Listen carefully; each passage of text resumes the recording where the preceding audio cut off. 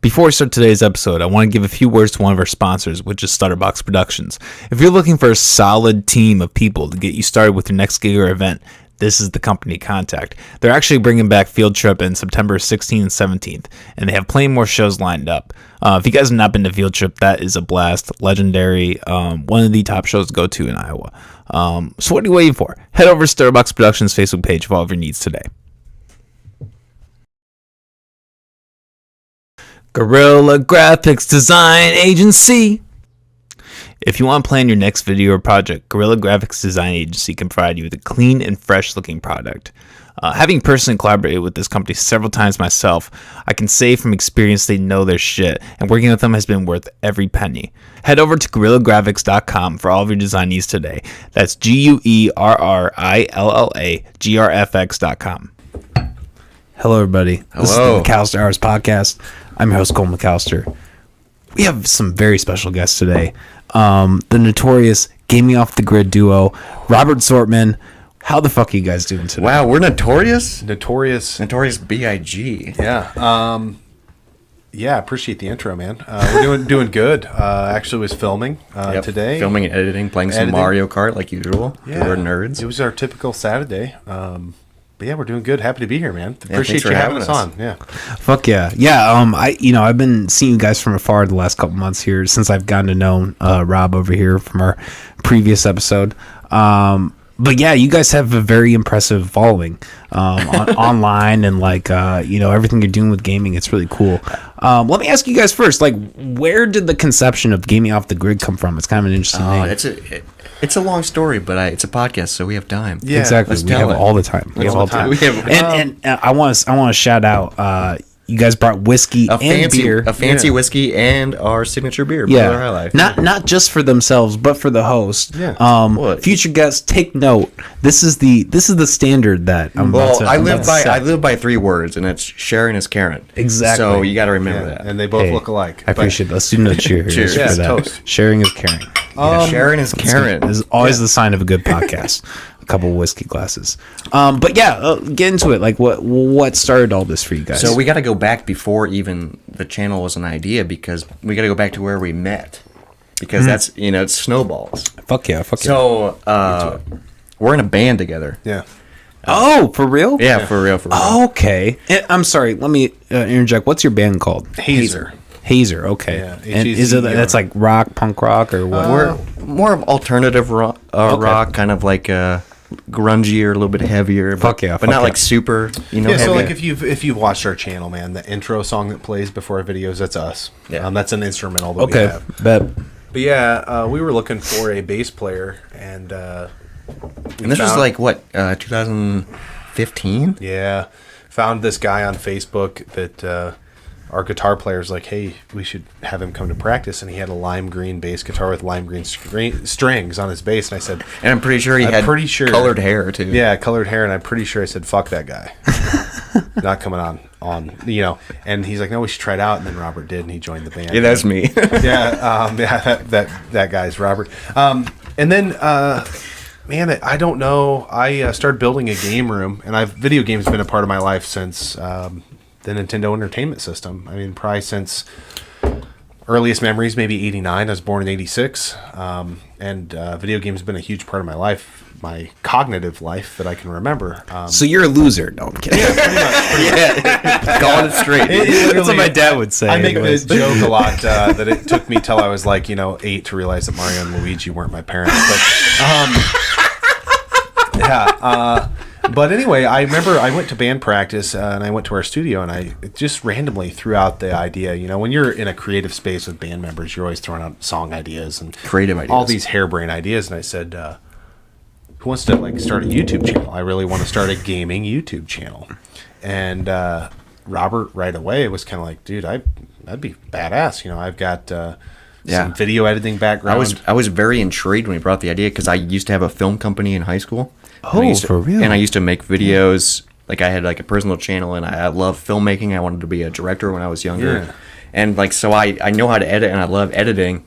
And I was like, man, I haven't done YouTube in a while. I haven't done videos in a while.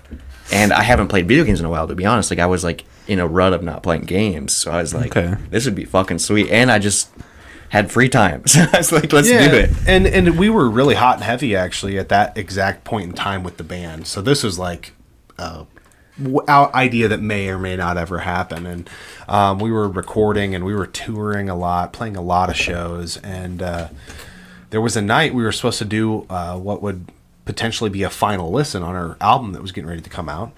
And was it There's No Going Back? Yeah. It was a listening. We had a new edition of mixes because we kept sending them back and forth with the engineer. And Robert and I, no shot, so we're in a beautiful band, beautiful people in the band, but Robert and I are the timely ones of the bunch. So we were supposed to meet, I think, at like 5 or 6, and Robert was there probably 10 minutes early, per usual. And the other guys were about an hour and a half late, per usual. And during that time, I had put this game room loosely together, and we cracked a couple high lifes. Yeah. Boom. Origin story. And we started playing House of the Dead Overkill on the Wii. Have you ever played it? No. Have you ever played any House of the Deads? It's one of the. It's a Lycon game. You know the.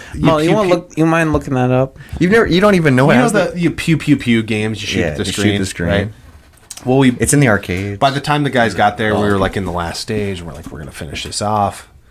And House of the Dead Overkill would be the operative search. No, I'm not familiar, dude. It's a fantastic but terrible game. Yeah, if you're into like grindhouse films, Overkill is very grindhouse. Yeah. Okay. One of the best. I see the vibes. One of the best bosses ever in video games is in this game, and he doesn't come till halfway through the game. Which is super cool. But the reason I think that stands out is we beat that game. That was the first game we ever beat together. And it was at that moment that the idea of months and months, maybe who knows how long prior, I lose track of time.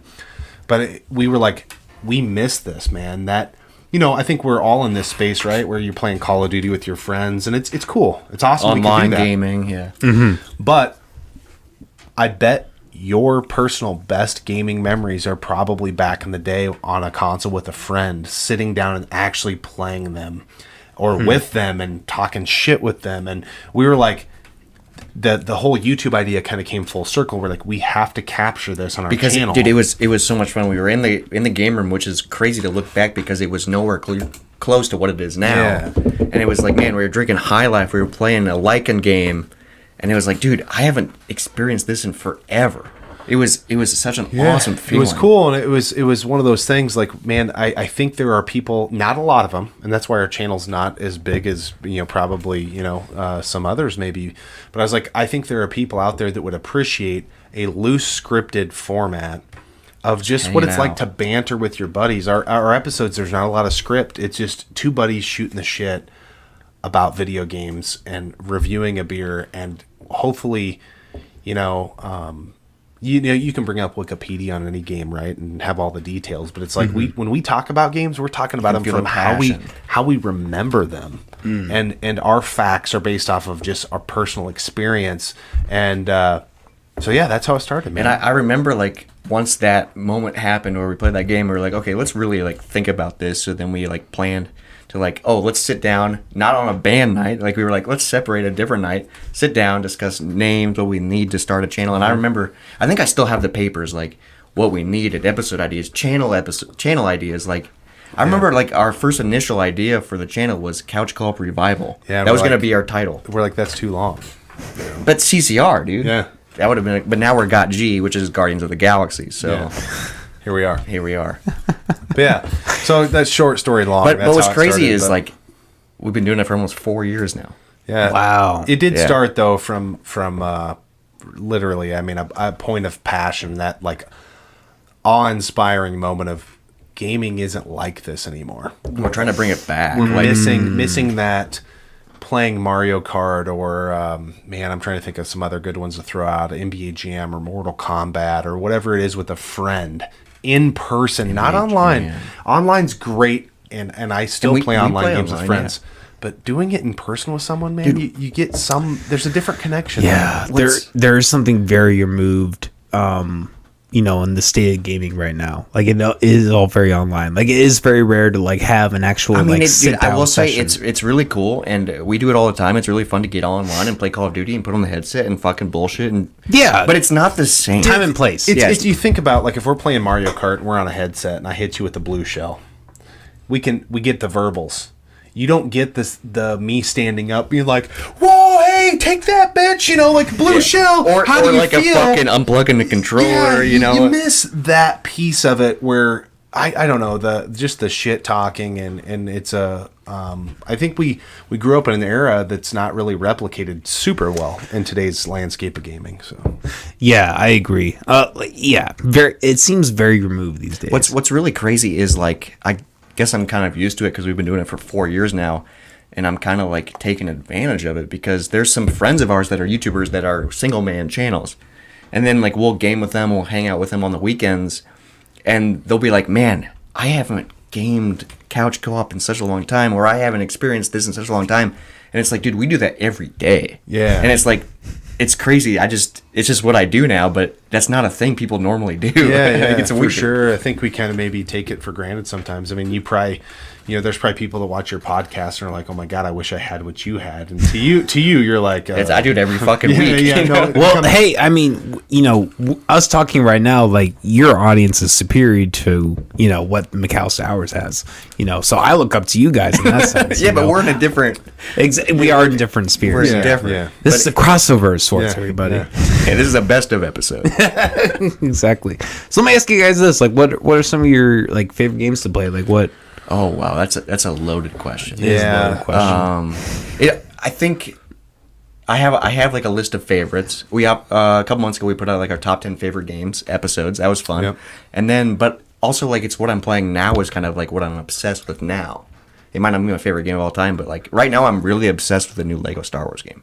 And like, big picture, it might not become one of my favorite games, but like I can't stop playing it right now. It's like a weird, like, there's games that like will grab a hold of me and like I'll become addicted to. Like, it happened with this, happened with Marvel Ultimate Alliance 3, happened with Mario Odyssey, where it was just these games that just I couldn't stop playing. And it's cool because you don't know what that game's gonna be, and it's like, I like Star Wars, I like Lego games. I was like, this is gonna be fun, but then it just.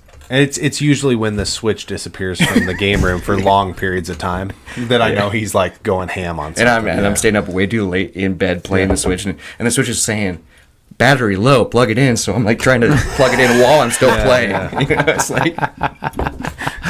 So let me ask you guys that: like, what's what's your go-to consoles? Like, Oh man, that's so tough. That's tough. I would say, for me personally,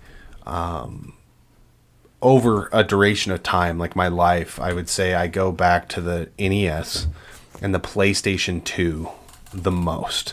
Iconic consoles, and I just want to say, people that are watching, the PS2 was the winner of Console Madness, which is freaking badass. Yeah, I just like last night, man. We had a night off, which or an early night. It was not a night off. I think we worked till what? 8:15, 8:30, which is a night off for us. Yeah, that's an early night for us. Yeah, and I played through Mike Tyson's Punch Out. Didn't need to, but I got to keep my chops up. And then I finished the night. So good at the game. To finish the night off, playing my franchise that I've had for years and years. Are you back on it? Oh yeah, for sure. He's back on it. I'm the Brewers, and you might look at me different and need to speak to me in higher regard because I'm World Series champions in MLB 08 the show. 08 on PS2. If you want to say Mr. World Champion, you can. Yeah, but MLB 08 the show. Think about how silly that is. You could go into any thrift store or pawn shop and buy that game for a dollar. $1, dude.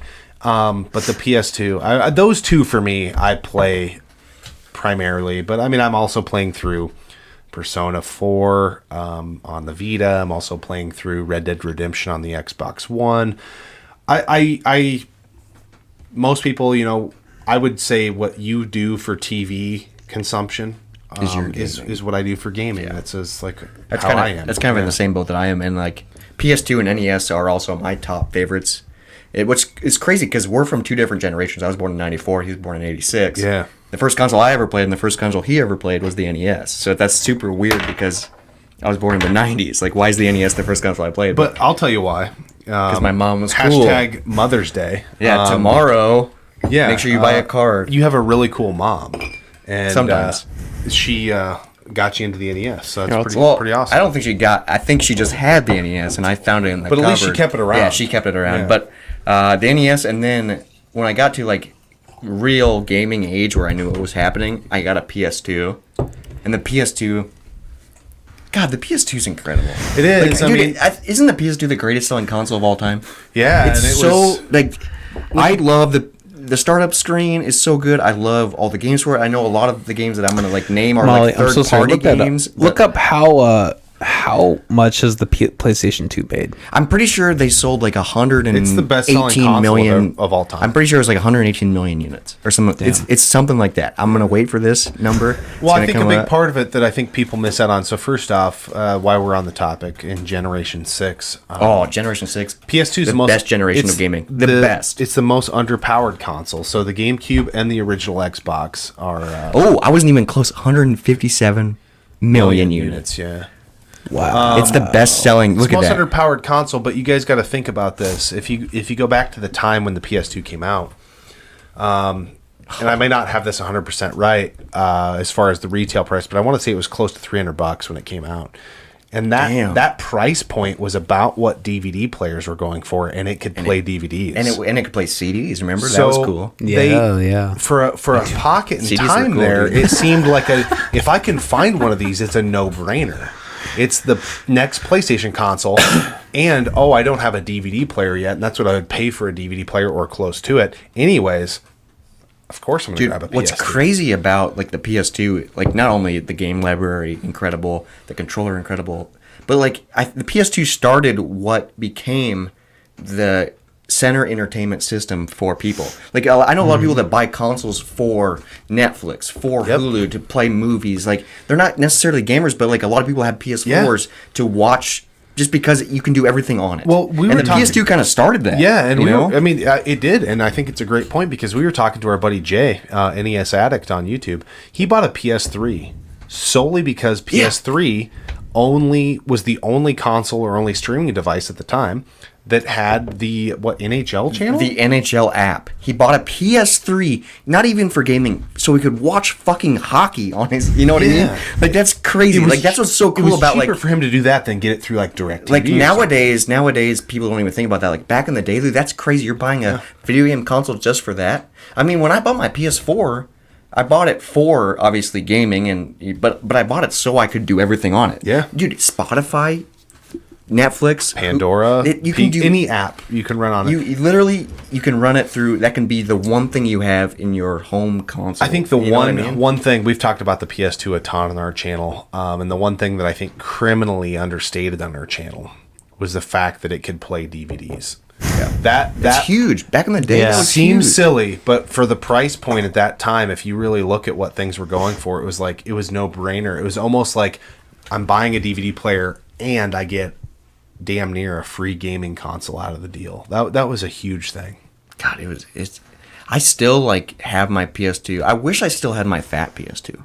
Like I love the way the fat PS2 looks. I have my original thin PS2, and that's sexy too. No, but when we're out game hunting, you know damn well, you get way more excited when we find a fatty. Dude, you just found a fat PS2. Yeah, I did. And I walked in the game room when you had it, and I went, oh my god! Yeah, look at that. I think sexy you even beast. said, I think you even like reminded me if I haven't heard you say it 100 times, you're like, God, I love how that looks. Dude, just standing there, and his head's bobbing. Yeah, it looks so good because I remember my original PS2 was a fat PS2, and I played it so much. I played the Bond games. I played a lot of stuff on it, but it got to a point where it quit working. So I jerry rigged it. So I took the top off and had a rubber band around the disk drive and had to manually start the discs.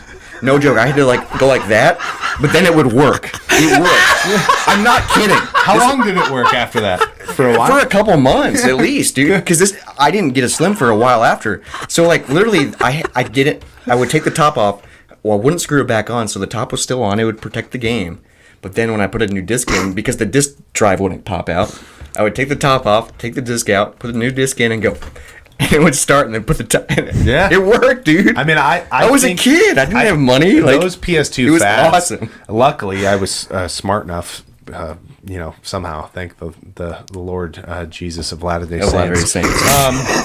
But I was smart enough to buy the warranties at Best Buy when I bought my PS2, because I think I went through 4 or 5 fats.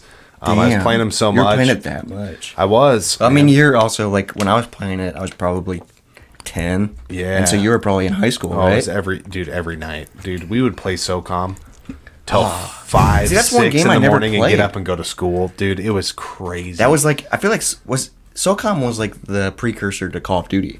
Because Call of Duty wasn't out yet, right? I feel like SOCOM, I think or maybe it was started. There were some Call of Duty games, I think, but SOCOM was like what became Call of Duty. In my life, that was like the first dive head first into online. And you're gaming. playing online. Dude, I never played I never why played I got, my PS2 online. That's why I got high speed internet. My mom's like, we can get it. For SOCOM. No, for sure, and we can get it, but you have to pay for it. So I'm You pay? Oh yeah, She's like, every month I'm I bagging mean, that's groceries. actually really cool that she was like, we'll get it, but you pay for it. Yeah, that's cool. I was bagging groceries to pay for my SOCOM addiction. Yeah. Well, let me just interject. It's really fascinating to hear you guys talk about your childhood, like gaming, because I actually grew up in a household where it was like no gaming. Like my father had the strict belief that like it rotted your brain and like. Well, it does. That's why we're stupid. So he was right. Proof positive. Yeah. But when I was younger, I'd made this deal with my father. Like when I'm 16, I'm gonna have an Xbox 360. Like I'm gonna get that. Oh, and the 360 was so good, dude. I know. Good. It's such a timeless console. But I remember I turned 16. I told my father, "Hey, I'm 16. The Xbox 360." I'm an adult. And yeah, but listen to me. But by that point he had forgotten about it. He's like, "No, fuck you." So I did not actually really get into gaming until I was a full-fledged adult. That's crazy. Like, you didn't play games at all. Like even going to neighbors' houses or. Well, so I did go to neighbors' houses. I played the regular Call of Duty, the Black Ops, Modern Warfare 2. So those are nostalgic in a way. But But did you ever You're a year younger than me, but we're still in the same demographic. Did you ever go over and have play N64 or GameCube, like those 4-player? Because those consoles, I hate the N64. I talk about it a lot on the channel, but the N64 is so nostalgic for me because that was the first console that was personally mine, and just the co-op playing with friends experience was so cool. You never had that? So I do remember the Nintendo 64, and I will say I did have a Game Boy Advance. I did which is dope. Yeah, handheld. I did the remember. Pokemon. I went through all the Game Boys when I was growing up. It was so cool. I ended up losing all of them. I would lose one and then get the next one, lose it, get the next one. Well, I think my Game Boy Advance, I eventually I broke some rule in my house and I got grounded for some infinite amount, and they were just all right. It was like Elden Ring, they just take your key, take it away, and you never get it again. You gotta find it.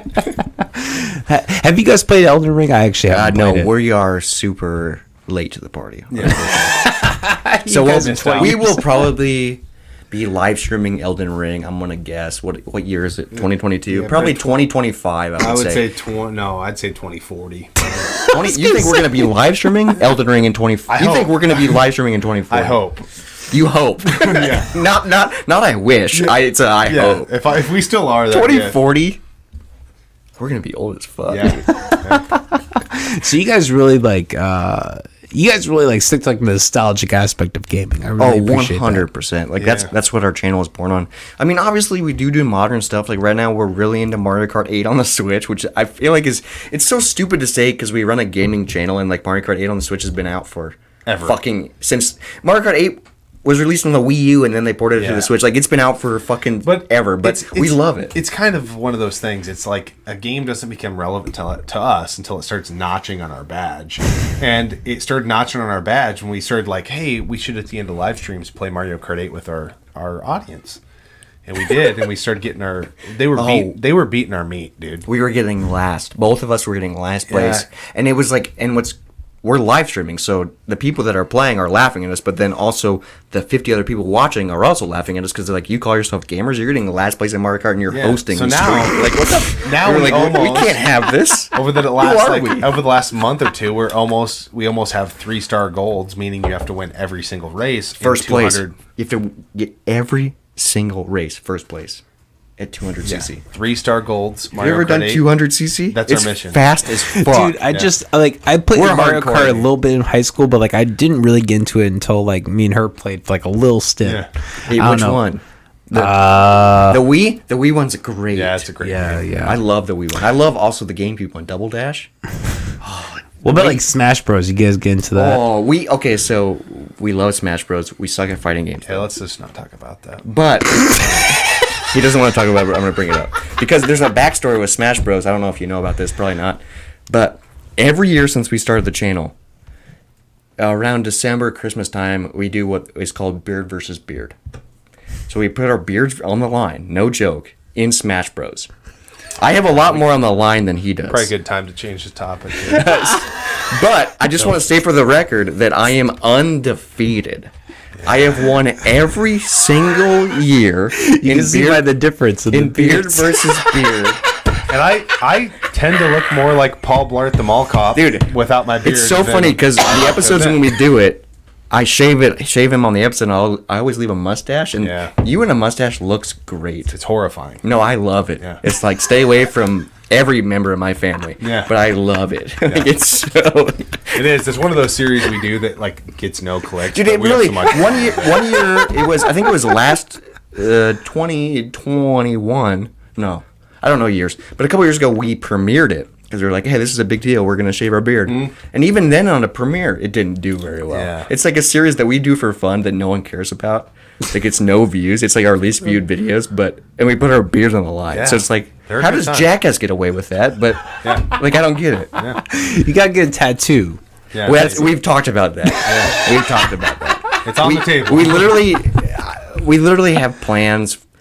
If we stopped thinking of ideas right now, no joke, we would probably have videos for the next 2 years. We literally have a spreadsheet of ideas and like scripts, loose scripts, or just like snippets.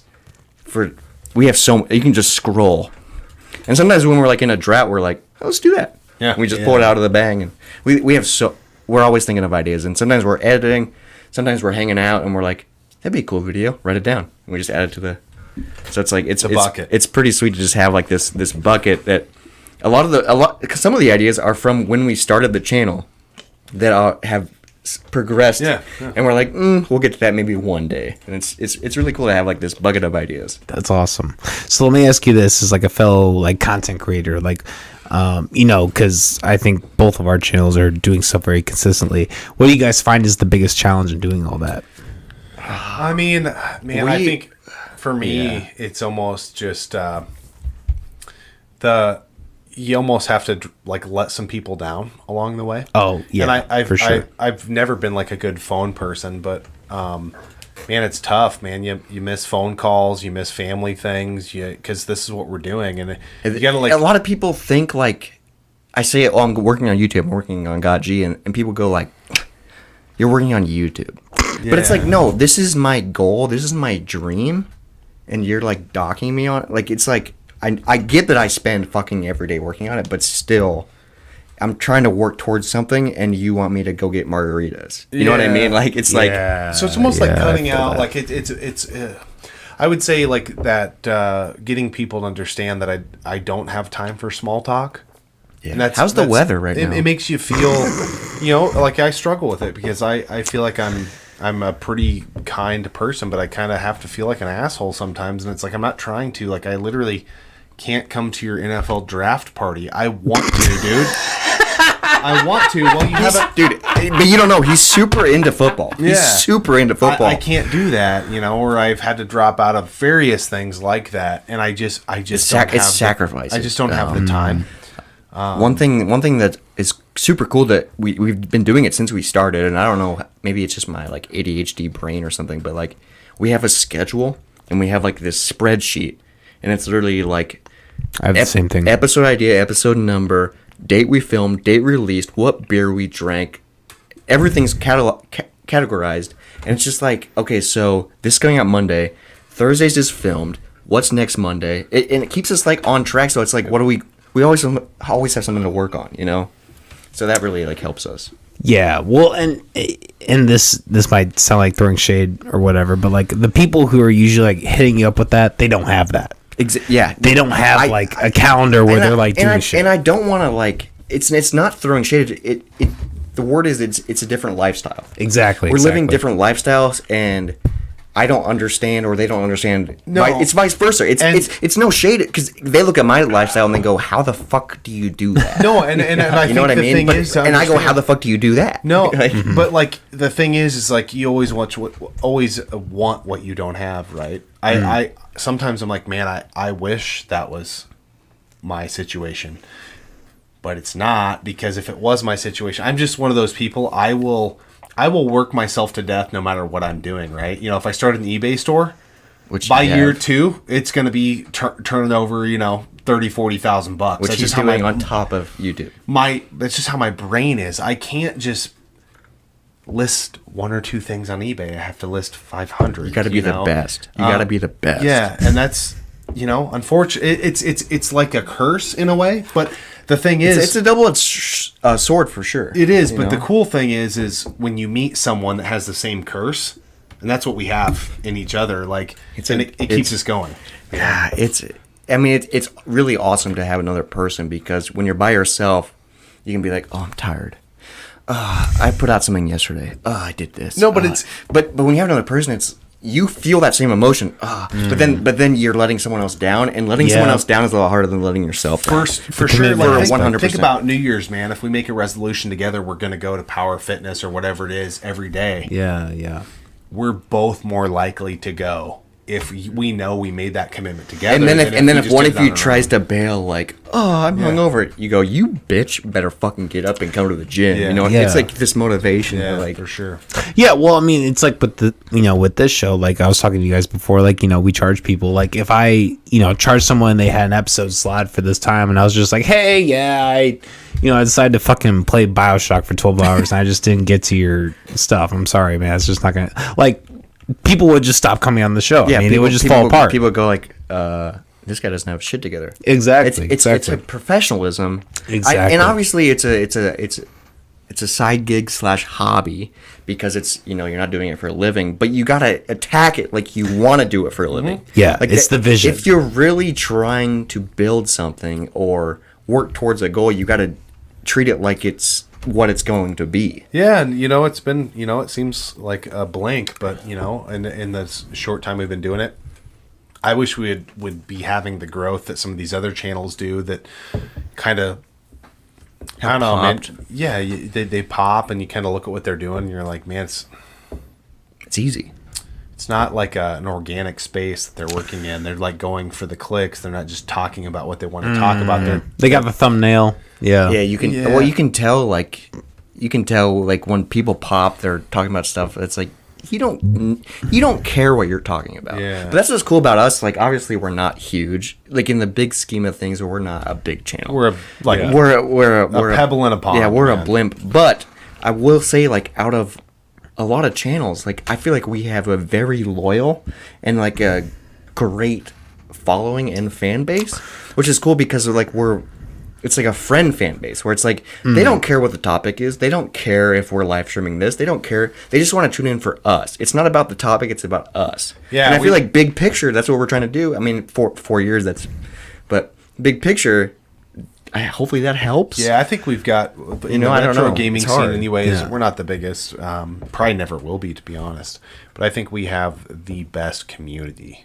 Oh, dude, our community it's so good. So inappropriate, so fucked up, but I love every single one of you guys, because it's us. Yeah. They're literally our people, and it's like when we live stream every Sunday night, I'll look at the chat and I'll go, "What the fuck are you guys talking about?" And then I'll go, "Oh, I think I've had that conversation before." It's like we're hanging out with our best friends. We're just bullshitting, hanging out with 100 people that are like your type of people, and that's hard to find. So it's pretty cool. Yeah, well, I mean, I can relate to that. Even on my scale, like I'm, this channel probably has like 1/10 of the following you do in terms of YouTube.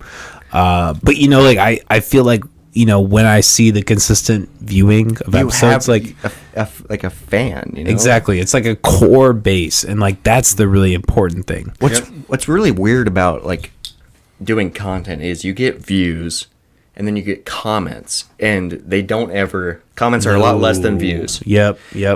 But they're more important. They're more important, and that's the weird part is like we get these consistent commenters, and it's like, oh man, you guys watch every video, thank you so much. But there's fucking probably like, in our case, probably like 300 people that have never commented but still watch every video, but we have no idea who they are because they don't comment. And it's like this weird thing that's like, oh, if you comment, we can finally connect. And I'm like, I know your username, let's freaking connect. And that's why we always try to encourage people